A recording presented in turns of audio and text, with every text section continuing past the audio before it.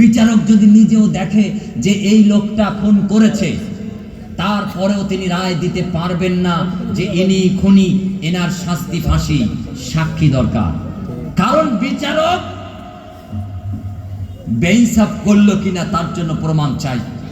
প্রমাণ হলো সাক্ষী, সাক্ষীর ভিত্তিতে তার বিচার ফয়সালা প্রতিষ্ঠিত হবে। এটাই বিধান, ইসলামের আইন তাই, আইন তাই, ভারতবর্ষের সংবিধানও তাই। এটাই আমাদের ব্যবস্থাপনা। আজকে যে আমাদের সমাজের লেভেলে এই দ্বন্দ্ব, আত্মকলহ, সমাজে বিশৃঙ্খলা, ধর্মের নামে, বিভিন্ন মতাদর্শের নামে, রাজনৈতিক দলের নামে, অন্য নামে, আমজাম, কাঁঠাল, লিচু, এবিসি, যে কোনো ক্ষেত্রে সব সন্দেহের কারণে, সব সন্দেহের কারণে।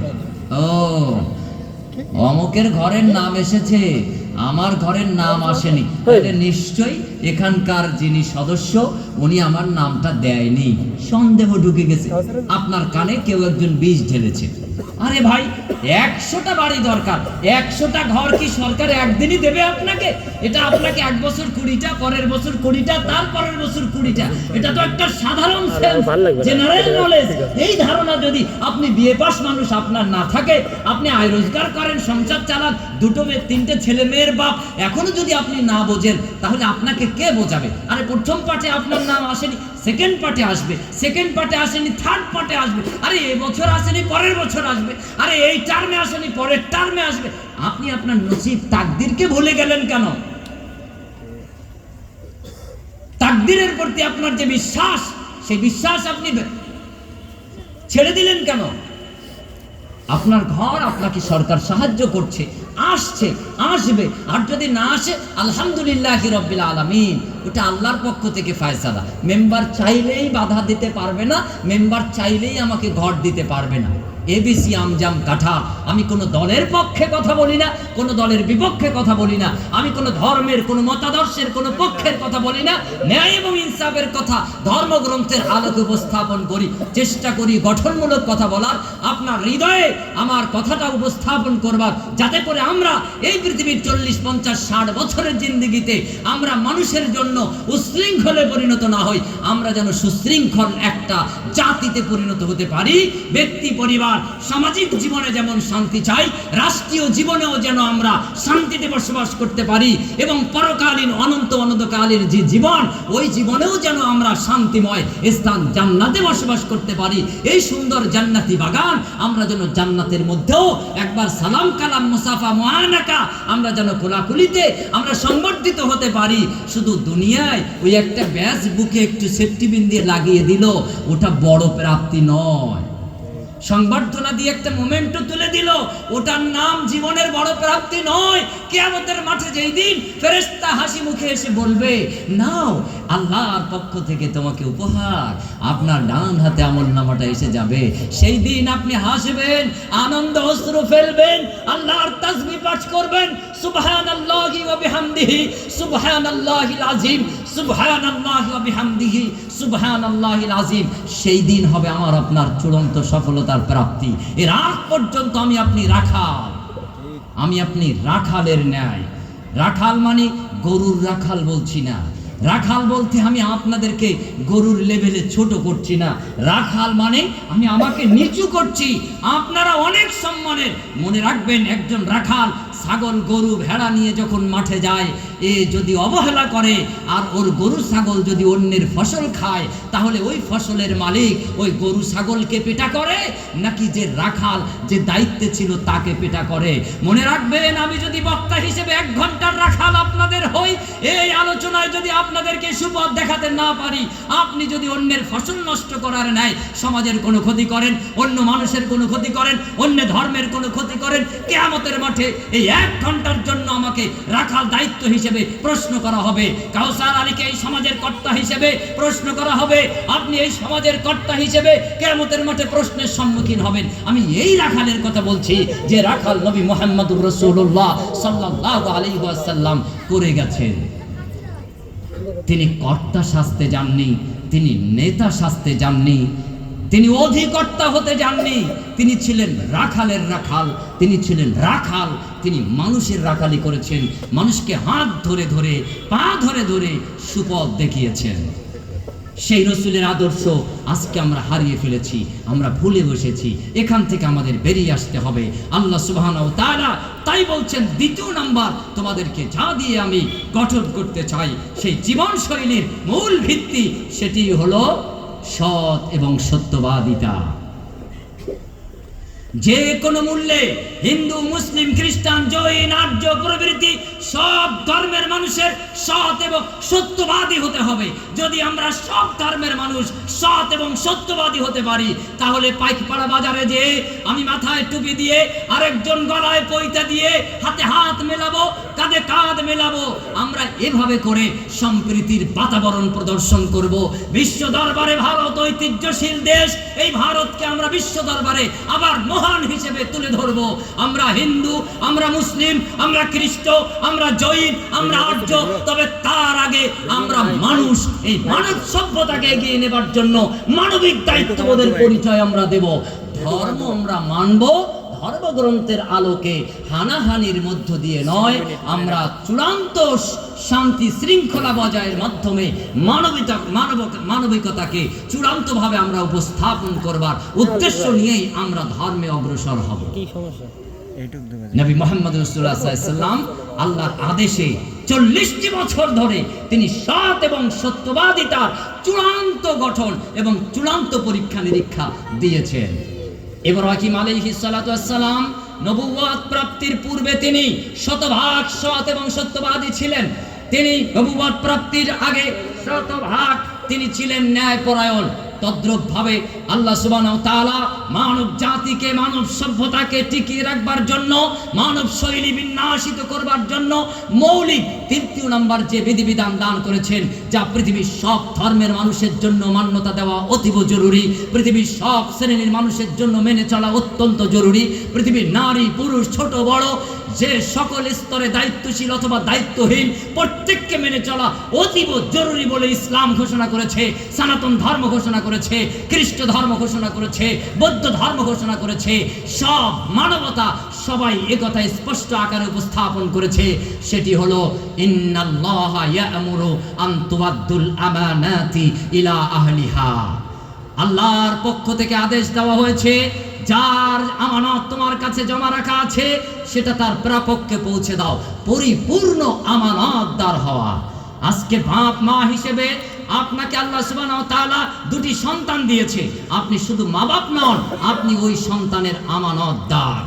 আপনি স্কুলের টিচার, শিক্ষক শিক্ষিকা, আপনি শুধু সরকারি কর্মচারী শিক্ষক শিক্ষিকা নন। আপনার স্কুলে যতজন শিক্ষার্থী স্টুডেন্টস আছে তারা প্রত্যেকে আপনি শিক্ষক, আপনার কাছে আমানতদার।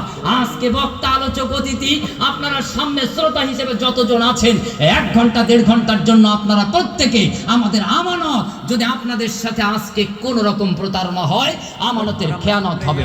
আপনাদের যদি সুপথ দেখানো না হয়, তাহলে আমানতের খেয়ানত করা হবে। অতএব মা এবং বাপ, আপনাদের সন্তান আপনাদের কাছে আল্লাহর পক্ষ থেকে, স্রষ্টার পক্ষ থেকে দেওয়া হয়েছে আমানত হিসেবে। এই সন্তানের প্রতি আপনি কিভাবে আমানত রক্ষা করবেন, দেখেন ইসলাম তার রূপরেখা দিয়েছে। সেই রূপরেখা আপনার সামনে উপস্থাপন করতে চলেছি। আপনি এই সন্তানের প্রতি যত কিছুই দেন না কেন, বিল্ডিং, ইমারত, গাড়ি, বাড়ি, সম্পদ, ব্যাংক ব্যালেন্স, এগুলি সব অস্থায়ী। এর সাথে স্থায়িত্ব থাকতেও পারে, নাও থাকতে পারে। উদাহরণস্বরূপ, আপনি আপনার ছেলে মেয়ের জন্য 50 কোটি টাকা অ্যাকাউন্টে জমা করে গেছেন। আপনার ছেলে মেয়ে যদি প্রকৃত সৎ ব্যক্তি না হয়, আপনার মৃত্যুর পর এই অ্যাকাউন্টের 50 কোটি টাকা খরচ করতে তার 50 মিনিটও লাগবে না। একদিন শুধুমাত্র গোল কিছু পেরেক পোতা, ওই যে জুয়ার অবৈধ আসর, এখানে বসে একটা পেরেকে হাত দিয়ে ঘোর দেবে, 50 কোটি বাজি ধরবে, হেরে গেল, সবটাই শেষ, পুরোটাই শেষ। 50 কোটি টাকা আপনি বাপ সন্তানের জন্য রেখে গিয়েছিলেন, ভবিষ্যৎ গ্যারান্টি নেই, ওটা অস্থায়ী, শেষ। 50 বিঘা জমি রেখে গেছেন, এক বিঘা জমির দাম 60 লাখ, 70 লাখ, 80 লাখ, চোখ বন্ধ হয়ে গেছে। এক সিগনেচারে 50 বিঘা জমি আপনার ছেলে মেয়ে বিক্রি করে দিতে পারে, স্থায়ী নয়। কিন্তু আপনি মা এবং বাপ, স্রষ্টার পক্ষ থেকে আপনি অভিভাবক হিসেবে ছেলে এবং মেয়েকে আমানত হিসেবে দেওয়া হয়েছে। এই আমানত কি? আপনি আপনার ছেলে এবং মেয়েটাকে সুশিক্ষায় শিক্ষিত করে গড়ে তুললেন। যে শিক্ষা নামক সম্পদ কোনো ডাকাত ডাকাতি করে নিয়ে যেতে পারবে না, কোনো চোর চুরি করে নিয়ে যেতে পারবে না, কোনো হাইজ্যাকার হাইজ্যাক করে নিয়ে যাবে না, কোনো ছিনতাইকার ছিনতাই করে নিয়ে যাওয়ার ক্ষমতা রাখে না। এই স্থায়ী চূড়ান্ত মহাসম্পদ এডুকেশন, এলেম, বিদ্যা, শিক্ষা আপনি বাপ, আপনি মা, আপনি আপনার ছেলে মেয়েকে দিয়ে গেলেন। আপনার জীবনের শ্রেষ্ঠ আমানত আপনি আপনার ছেলে মেয়ের প্রতি রক্ষা করে গেলেন বলে প্রমাণিত হবে। একটা বিএসসি, একটা এমএসসি, একটা পিএইচডি, একটা আইনজীবী, একটা ব্যারিস্টারি, একটা লকআপ ডিগ্রি আপনার আমানত হিসেবে আপনার ছেলের হাতে, আপনার মেয়ের হাতে দিয়ে যান। কি হিন্দু, কি মুসলিম, কি খ্রিস্টান, কি জৈন, কি আর্য, কি নাস্তিক, কি আস্তিক, যে ধর্মেরই হই না কেন, আসুন এই প্রতিযোগিতায় নামি আমরা শিক্ষা অর্জন করি। যদি আমরা শতভাগ শিক্ষিত হতে পারি তাহলে আমাদের মধ্যে কোনো ধর্মের নামে হানাহানি থাকবে না। এটা আল্লাহকে সাক্ষী রেখে কথা বলছি। যতটুকু আছে এটা শিক্ষা না থাকার কারণে, এডুকেশনের অভাবে, অশিক্ষার কারণে, মূর্খতার কারণে, অজ্ঞতার কারণে আজকে আমাদের মধ্যে এই মারামারি, কাটাকাটি, এই বেলেল্লাপনা। সম্মানিত উপস্থিতি, আল্লাহ সুবহানাহু ওয়া তাআলা মানব সভ্যতাকে এভাবে মজবুত ফাউন্ডেশন আকার দিতে চাইলেন, গ্রেড ভীম দিলেন। ন্যায় পরায়ণ হও, সত্যবাদিতা হও, আর তোমরা আমানতদার হও। এরপর মহান সত্তা আল্লাহ সুবহানাহু ওয়া তাআলা বললেন, ইকরা, পড়ো, বিসমি রাব্বিকাল্লাযী খালাক, যে রব তোমাকে সৃষ্টি করেছেন তার নামে পড়ো। এখন আপনি যদি ধর্ম না মানেন তো আপনি বলতে পারেন আমি রবের নামে পড়বো কেন, আমি পড়বো আগডুম বাগডুম ঘোড়াডুম সাজে, পড়েন, আপত্তি নেই। কিন্তু আমি যদি আপনাকে জিজ্ঞেস করি এর অর্থ কি, আপনি বলবেন অর্থ আমি জানি না, কবির কাছে জিজ্ঞেস করতে হবে উনি কেন এই শব্দটা ব্যক্ত করেছেন। তাহলে আপনার এটা প্রকৃত জ্ঞান হলো না। জ্ঞান কাকে বলে? মালাম ইয়ালাম, যাহা তুমি জানো না তাহা জানার নাম জ্ঞান। বাজারে গেছেন, একটা মাছ ধরে আপনি দেখলেন মাছটা জ্যান্ত, একটা মাছ, এটা ধরে আপনি বুঝতে পারলেন এটা পচা মরা। মাছ সম্পর্কে আপনার জ্ঞান আছে, এটা প্রমাণ হলো। গাছ দুটো এখানে আছে, আপনি দেখেই চিনলেন এটা আম গাছ আর এটা কাঁঠাল গাছ। তাহলে গাছ সূর্যতা দেবার আপনার সক্ষমতা হয়নি এডুকেশনের অভাবের কারণে, এলএম বিদ্যার অভাবের কারণে। সেই বিদ্যা অর্জনের জন্য কিছু পদ্ধতি আমাদের দেশীয়গতভাবে দেওয়া হয়েছে। মধ্যশিক্ষা পর্ষদ কারিকুলাম, সিবিএসসি কারিকুলাম, আরও একাধিক কারিকুলাম আছে। শিশু শিক্ষা ব্যবস্থা, মধ্যশিক্ষা ব্যবস্থা, উচ্চ শিক্ষা কেন্দ্রগুলি, এই সব ব্যবস্থাগুলির মধ্যে আমাদের যেতে হবে, যে সেখানে আমাদের অধ্যয়ন করতে হবে, পঠন পাঠনে আমাদের অভ্যস্ত হতে হবে। আমরা এভাবে করে যদি পড়তে পারি, না জানাকে যদি জানতে পারি, তাহলে আমরা আমাদের বাপের মতন হতে পারবো। বলে না বাপের বেটা সাদ্দাম, তার মানে কি বাপও যেমন ওর বেটাও তেমন। আচ্ছা, আপনার বাপের ইতিহাসটা কি আপনি জানেন?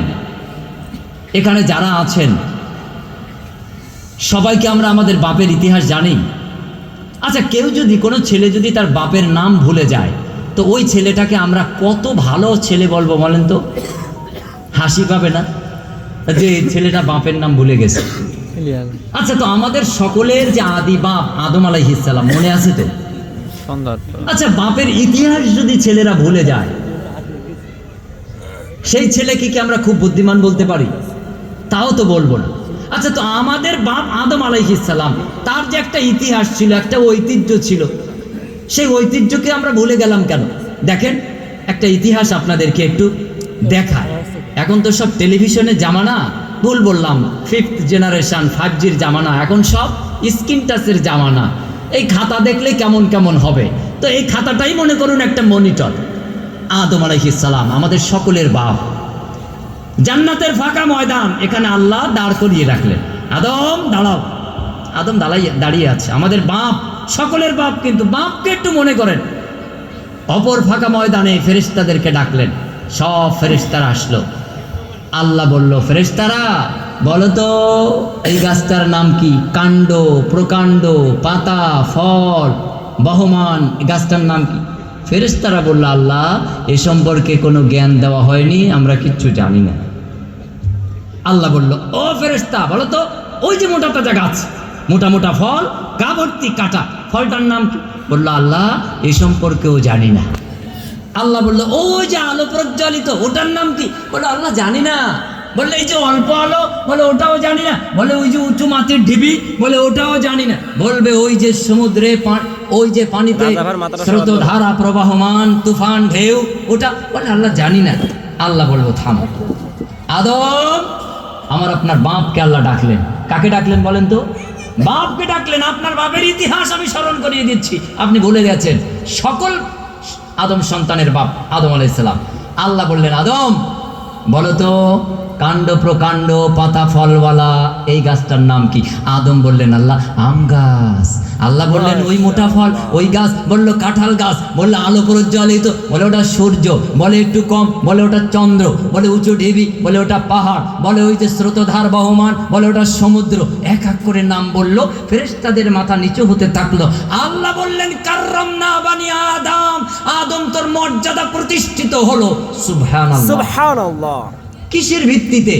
ফেরেশতাদের সামনে আমার আপনার বাপের মাথা উঁচু করা হলো, সম্মান বাড়িয়ে দেওয়া হলো, স্থায়ীভাবে মর্যাদা প্রতিষ্ঠিত করা হলো এলেমের ভিত্তিতে, জ্ঞানের কারণে। আর আপনি লিখতে পারেন না, পড়তে পারেন না, আপনি আজকে মাতব্বর সেজেছেন। ঠিক আপনার এই নীতি। চেয়ার ছাড়ুন, নিচে বসুন। আপনার যোগ্যতা নেই ওই চেয়ারে বসা। ঠিক। কলম হাতে তুলুন, খাতা তুলুন, বই পড়ুন। আপনাকে আল্লাহ দুটি হাত দিয়েছে, আপনি লেখক হবেন, গবেষক হবেন, আবিষ্কারক হবেন। এরোপ্লেন আবিষ্কার করবেন, ট্রেন আবিষ্কার করবেন, চন্দ্রযান আবিষ্কার করবেন, সূর্যযান আবিষ্কার করবেন। আপনি কেন মারামারিতে লিপ্ত হতে গেলেন? আপনি কেন দাঙ্গা ফাসাদে লিপ্ত হতে যান? আপনি হবেন মানুষকে জীবন দেওয়ার জীবনদায়ী। আপনি চেষ্টা করবেন সমাজ গঠনের। অতএব আপনাকে আল্লাহ সুবহানাহু ওয়া তাআলা কলমের মাধ্যমে জ্ঞান দিয়েছেন। আপনি ধর্মের বড়াই করেন, কোন ধর্মের গ্রন্থে আপনি পেয়েছেন যা আপনাকে নিরক্ষর থাকার কথা বলা হয়েছে? পৃথিবীর আসমানের নিচে জমিনের উপরে কোথাও আপনি দেখাতে পারবেন না। অতএব আমার আপনার বাপের ঐতিহ্য ইতিহাস সম্মান হলো জ্ঞানের ভিত্তিতে। আদম আলাইহিস সালামের মাথা উঁচু হয়ে গেল, ফেরেশতাদের মাথা নিচু হলো। এর নাম আদম সৃষ্টির সর্বশ্রেষ্ঠ মানব, সর্বশ্রেষ্ঠ সৃষ্টি।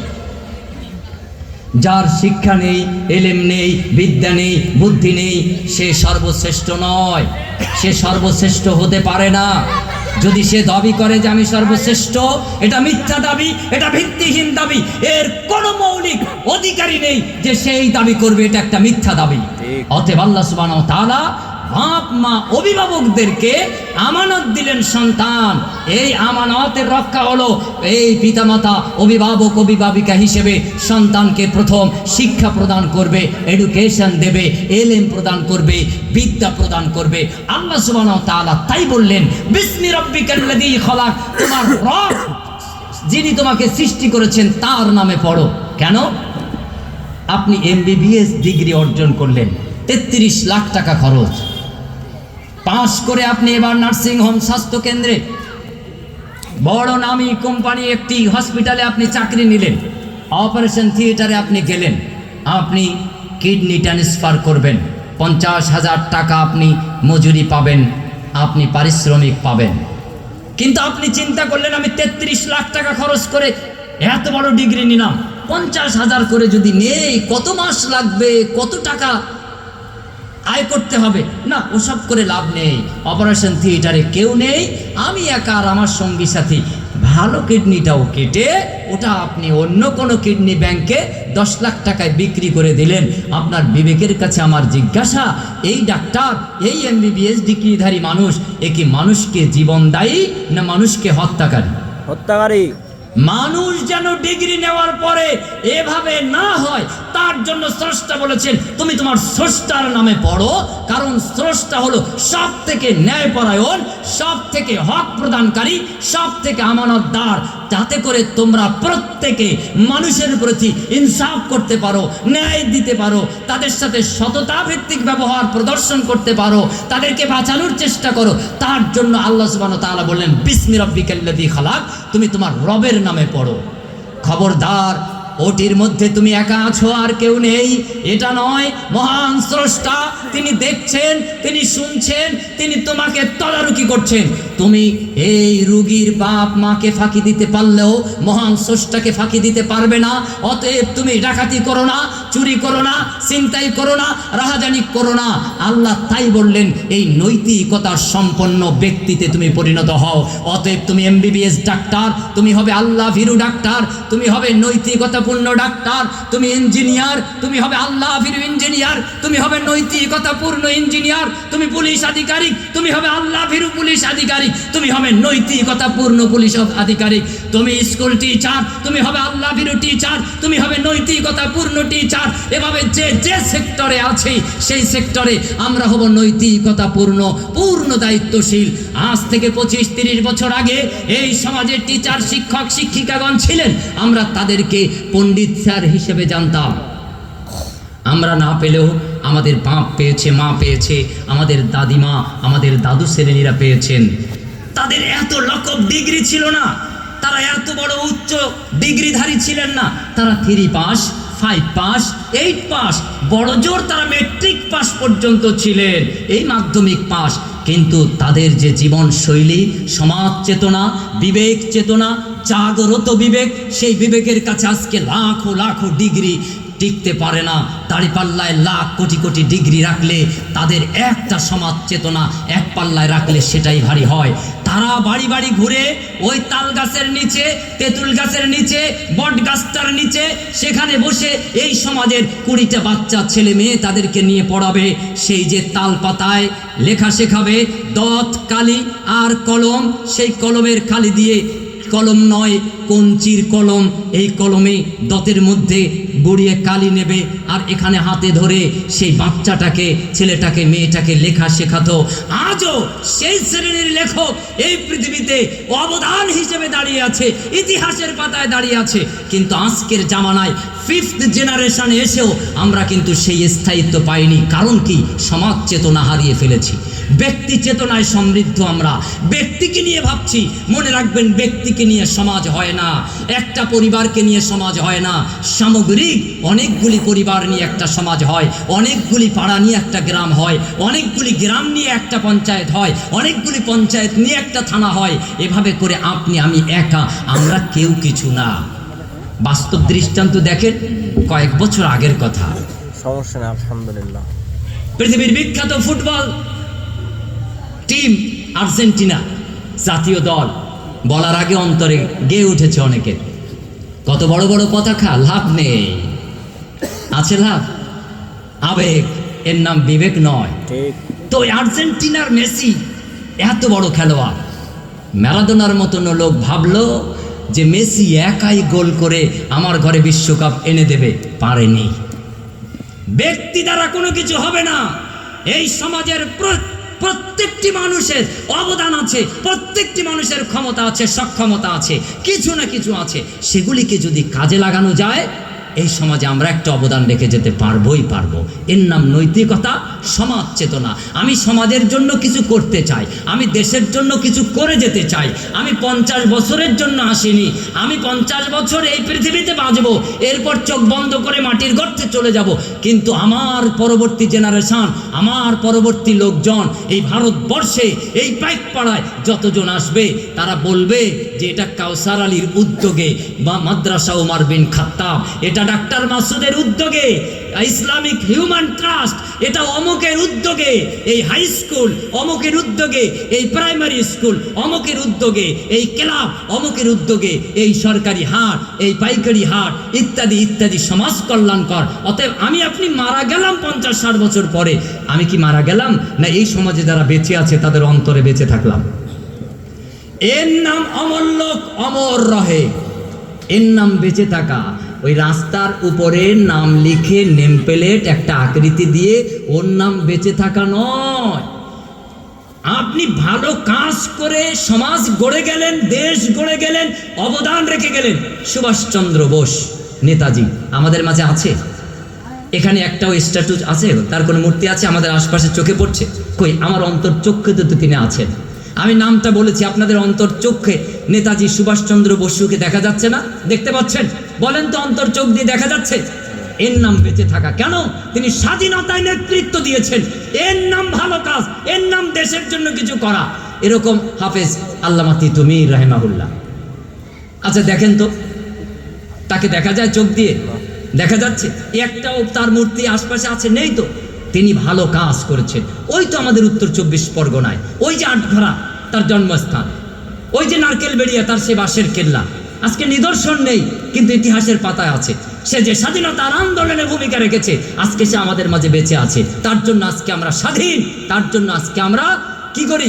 অহংকার করি, গর্ববোধ করি, আত্মগরিমা পোষণ করি যে আমাদের এই পূর্বপুরুষরা ছিল বলে আজকে আমরা এ জায়গায় স্বাধীনভাবে বাক স্বাধীনতাপূর্ণ অবস্থানে আমরা অবস্থান করছি। এই যে কাজ, এই কাজগুলি করে যেতে হবে। এতগুলি মানুষ আমরা আছি, একজন মানুষ বলেন তো, হ্যাঁ আমি একটা উদ্যোগ নিয়ে একটা মসজিদ করেছি, আমি একটা উদ্যোগ নিয়ে একটা মন্দির করেছি, আমি একটা উদ্যোগ নিয়ে একটা স্কুল করেছি, আমি একটা উদ্যোগ নিয়ে একটা মাদ্রাসা করেছি, আমি একটা উদ্যোগ নিয়ে একটা সমাজে ভালো ফাউন্ডেশন করেছি, সমাজ কল্যাণকর। একজন মানুষ, এক একজন বলুন তো কজন আছি আমরা হাত উঁচু করি? আছেন? নাথিং, নেই। তাহলে অবস্থা কি হবে? দেখেন, একটা শিয়াল, আমার এই আঙ্গুলটা মনে করেন একটা শিয়াল, জন্ম নিল, 15 বছর বয়স পেল, ওরও 2-4টা ছেলে মেয়ে হয়েছে, ওরও নিশ্চয়ই মা বাবা আছে, ও কোনো জঙ্গলে গর্তের মধ্যে বাস করে। শিয়ালটা একটু দেখেন, একদিন রাত 9টায় রাস্তা পার হতে যে আপনার 4 চাকা গাড়ির নিচে চাপা পড়ে মারা গেছে। সকালবেলা ঘুম থেকে উঠে আপনার ঘরের সামনে শিয়াল চাপা পড়ে মরে আছে। কি করি আমরা? ওর গোশত, হাড় হাড্ডি, চামড়াগুলি একত্রিত করি, পাশের জমিতে একটা কোদাল দিয়ে গর্ত খুঁড়ি, এরপর ওটাকে চাপা দিয়ে চলে আসি। শিয়াল এটাকে চাপা দিয়ে চলে আসলাম। আমি আপনাকে টাইম দিলাম 1 মাস। শিয়ালের কটা ছেলে মেয়ে? এই শিয়ালটা কোন জঙ্গলে কোন গর্তে বাস করত? ওর মা বাপের নাম ঠিকানা কি? ওর কি অবদান এই পৃথিবীতে 15 বছর ও করে গেছে, একটু আপনি রিপোর্ট করবেন। আপনাকে আমি একটা পিএইচডি ডিগ্রি দেব। 1 মাস কেন, আপনার 60 বছরের জীবন যদি দেই, আপনি ঠিকানা রিপোর্ট আমাকে দিতে পারবেন? আছে? নেই। কারণ ওর কোনো অবদান নেই, ওর কোনো দিক নিশানা নেই, ঠিক ঠিকানা নেই। শিয়াল। এখন আরেকটা জীব, আরেকটা প্রাণী দেখাই। আমরা মানুষ, ধরেন আমি জন্মগ্রহণ করলাম, 25 বছর বয়সে উপনীত হলাম, আপনারা চেষ্টা ফিকির করে বিয়ে দিলেন, দাম্পত্য জীবন করলাম, 2-4টে ছেলে মেয়ের বাপ হলাম, এরপর বৃদ্ধ হলাম, মারা গেলাম, খবর পেলেন, জানাজার নামাজ পড়লেন, গর্ত করলেন, কবরে রেখে চলে আসলেন। আমিও এই সমাজে না একটা মসজিদ, না একটা গির্জা, না একটা মন্দির, না একটা স্কুল, না একটা জনকল্যাণকর, কোনো কিছুই করিনি। আমি সরকারি দরে চলেছি, পাইকারি দরে খেয়েছি, ব্যাস শেষ। আমারও কোনো অবদান নেই। এখন এই 2 আঙ্গুল, এর মধ্যে কোনো পার্থক্য আছে? ভালো করে 2 চোখ দিয়ে দেখেন তো। ডান হাতের শাহাদা আঙ্গুল, বাম হাতের শাহাদা আঙ্গুল একরকম না? শুধু 2টি হাতের, আর কোনো পার্থক্য নেই। এখন আমি মানুষ আর আমি শিয়াল, এই শিয়াল আর এই মানুষ, শুধু নাম শিয়াল আর মানুষ, তাছাড়া কোনো পার্থক্য আছে? ওর মৃত্যুর পর ও গর্তে চাপা পড়ে মাটি হয়ে গেছে, এও গর্তের পরে চাপা পড়ে ও নিঃশেষ হয়ে গেছে, কোনো অবদান নেই। আপনি মানুষ শ্রেষ্ঠ কিসের দাবিতে? আপনি পৃথিবীতে কিছু করে গেছেন, আপনি কবরে গেছেন, কিন্তু চায়ের দোকানের সামনে বলে যায় অমুক লোকটা হাই স্কুলের জন্য জমি দিয়ে গিয়েছিল, আজকে তাই আমার ছেলে মেয়ে এখানে অ আ ক খ ABC আমজাম কাঁঠাল লিচু চেনে, স্বাদ বোঝে, আমাকে আব্বা বলে ডাকে, আম্মা বলে ডাকে, খালুকে খালু বলে, মামাকে মামা বলে, বোনাইকে বোনাই বলে, ইত্যাদি ইত্যাদি। আর যদি স্কুল না থাকে, কলেজ না থাকে, বিশ্ববিদ্যালয় না থাকে, তো খালুকে বলবে শালা, আর শালাকে বলবে অন্য কিছু। তাই বলবেন ওর তো জ্ঞান নেই, কে কোনটা বলবেন? শুধু কি গালমন্দ করার সময় বলে? না, এই কথাগুলি হাসি তামাশার সময় বলা বলি করে। এমন অনেক অখাদ্য লোক এই সমাজ ব্যবস্থা আছে, চার দোকানের সামনে বসে অনেক সময় বাপকেও অবান্তর শব্দ শোনায়, হয়তো বাপ নেই কিন্তু আরেকজনকে শোনায়। আবার এমনও ফ্যামিলি আছে, বাপ ছেলে মেয়ে মানে আপোষে এত ফাহেসা কথাবার্তা বলে যে নিজেরা এত অবান্তর শব্দ প্রয়োগ করে, যা বাপের ব্যাপারে ছেলে বলতে পারে না, ছেলের ব্যাপারে বাপ মাও বলতে পারে না, এমনটাই করে। আরও নিচে নামবো, টেলিভিশনের পর্দায় যা দেখে ওগুলি কি দেখা যায়? এরপর যদি আপনি আমারে ভাড়া করে আনেন আর যদি বলেন যে হুজুর আজকে একটু মা বাপের হক, দায়িত্ব, কর্তব্য সম্পর্কে ছেলে মেয়েদেরকে বোঝাবেন, কি করে হবে? আপনি বাপ মা রুমের মধ্যে বসে রঙিন কালার টেলিভিশন ছেড়ে দিয়ে আর ছেলে মেয়েকে নিয়ে পাশে বসিয়ে কপি চা পান করছেন, হাসছেন, শিখছেন, খাচ্ছেন আর ওদিকে নায়ক নায়িকারা প্রেম বিনিময় করছে, সেটা আপনারা অবলোকন করছেন। আপনার ছেলে, আপনার মেয়ে আপনার অজান্তে যদি এরকম কোনো অন্যায় কাজে যুক্ত হয়, আমি ওয়াজ করে বোঝালে ও কি করে বুঝবে বলেন তো? আপনি প্র্যাকটিক্যালে শেখালেন, আর আপনি ভিডিও লাইভ করে শেখালেন, আর আমি অডিও করে শেখাবো, এক হয় কোনোদিন? হবে না। আল্লাহ সুবহানাহু ওয়া তাআলা বলেন, কুনতুম খায়রা উম্মাতিন উখরিজাত লিন-নাস তা'মুরুনা বিল মা'রুফি ওয়া তানহাউনা আনিল মুনকার। গোটা মানব জাতির মধ্য থেকে তোমাদেরকে আমি বেছে বেছে পছন্দ করে বের করে এনেছি, তোমরাই উত্তম, তোমরাই শ্রেষ্ঠ। তা'মুরুনা বিল মা'রুফ, তোমাদের কাজ দুটি, সৎ কাজের আদেশ